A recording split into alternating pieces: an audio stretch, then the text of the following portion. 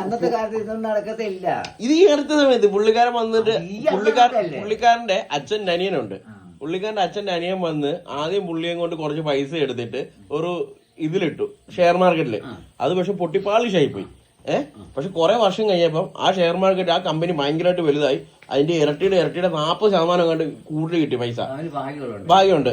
അന്നേരം ഈ ചിറ്റപ്പൻ എന്ത് ചെയ്ത് പുള്ളിക്കാരൻ വീണ്ടും വന്നിട്ട് അവിടെ ആർക്കും വേണ്ടാത്ത അങ്ങ് അറ്റത്തൊരു ഭൂമി മേടിച്ചിട്ട് മനസ്സിലായോ?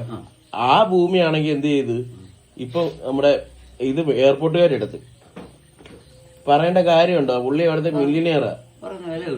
പറയുന്ന വില കിട്ടും. വാടകയോ റെന്റ് എത്ര രൂപ കിട്ടും? പുള്ളി കോടീശ്വരനാ. പക്ഷെ പുള്ളി ഇപ്പോഴും നടക്കുന്ന മറ്റേ ടാറ്റാ സുമോയില. പുള്ളിക്ക് അതൊക്കെ ഇഷ്ടം.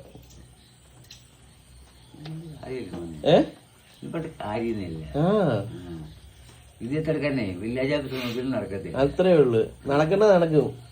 രക്ഷപ്പെടുന്നതും രക്ഷപ്പെടും. പുള്ളിക്കാരൻ എന്താ ജോലി എന്നറിയോ? പുള്ളിക്കാരൻ +2 കഴിഞ്ഞിട്ടുണ്ടല്ലോ.